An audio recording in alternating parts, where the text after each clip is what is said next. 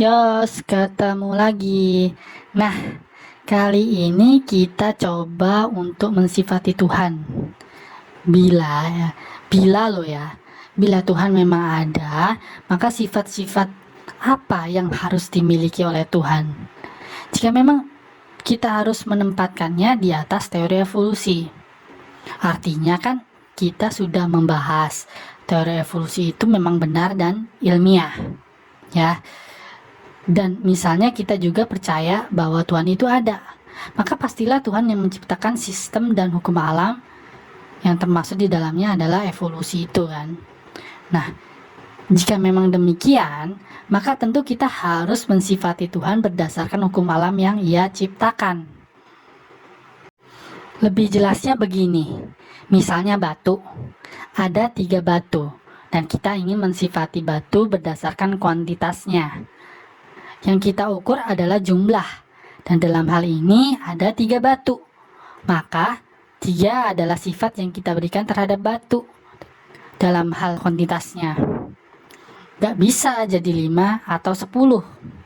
Contoh lain, misalnya Andi memukul temannya tanpa alasan.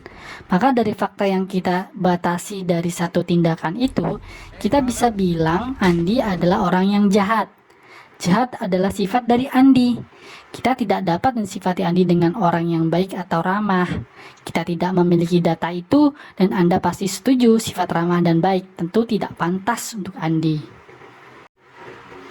Demikian pula dengan Tuhan, karena dalam hal ini kita berusaha mensifati Tuhan berdasarkan hukum alam yang kita lihat dan pelajari, yaitu teori evolusi. Nah, teman-teman, saudara sebangsa, setanah air, seagama, seketurunan, ya, keturunan monyet maksudnya. Karena kita mengetahui bahwa teori evolusi itu bersifat kejam, alam ini penuh dengan kekejaman. Contoh, hampir semua binatang dilengkapi dengan alat untuk membunuh, berperang, bertahan hidup. Misalnya, hiu dengan taringnya, banteng dengan tanduknya, ubur-ubur dengan sengatan listrik, ular dengan bisanya, dan tentu masih banyak lagi yang lain. Sehingga kita dapat mengambil kesimpulan bahwa alam ini atau teori evolusi itu sendiri penuh dengan pertempuran, makan-memakan, bunuh-membunuh untuk bertahan hidup. Yang kuat akan bertahan, dan yang lemah dan tak mampu beradaptasi akan punah. Coba bayangkan ular memakan kodok beracun. Ular mati karena racun yang ada pada tubuh kodok. Apakah salah kodok meracuni ular? Tidak, kodok ingin bertahan hidup, dia nggak ingin dimakan. Lalu apakah salah ular memakan kodok? Tentu juga tidak, karena ular ingin makan, kalau tidak makan ya mati. Bila kodok dan ular tidak salah, maka siapa yang salah? Sistem menuntut mereka mengembangkan senjata untuk membunuh atau dibunuh. Bila Anda ingin bahwa Tuhanlah yang menciptakan sistem, maka pastilah Tuhan memiliki sifat jahat dan kejam. Itu kesimpulan dan konsekuensi yang harus diambil bila ingin mensifati Tuhan di atas hukum alam yang Ia ciptakan. Seperti Andi dan batu tadi, kita tidak bisa mensifati Tuhan dengan Maha Pengasih dari fakta di atas. Orang bisa berkata, alam memberi kita buah, daging, dan makanan. Dari sini kita bisa bilang bahwa Tuhan Maha Pengasih. Ini juga tentu salah. Buah milik Pak Petani yang harus kita bayar dengan uang. Belum lagi, bisa jadi Pak Petani gagal panen karena hama, dan tentunya hama tersebut diciptakan oleh Tuhan. Daging yang kita makan milik peternak yang harus kita bayar dengan jerih payah yang berat dan bekerja. Kadang kita tidak memiliki uang untuk membayarnya. Dan belum lagi demi mengisi perut Anda dengan daging dan protein, kita harus membunuh, menumpahkan darah para hewan ternak. Tindakan itu bukannya kejam juga ya? Mau tidak mau, berdasarkan fakta di atas, pasti Tuhan pencipta adalah Tuhan yang bertanggung jawab atas alam yang Ia ciptakan. Bila Tuhan itu fiksi ya, nggak pernah kita lihat gitu kan, kita hanya melihat dari alam ini kan, dan kita hanya bisa menilainya berdasarkan fakta yang kita lihat, yaitu alam, dan alam terdapat kekejaman, maka tidak lain dan tidak bukan pastilah Tuhan memiliki sifat kejam juga.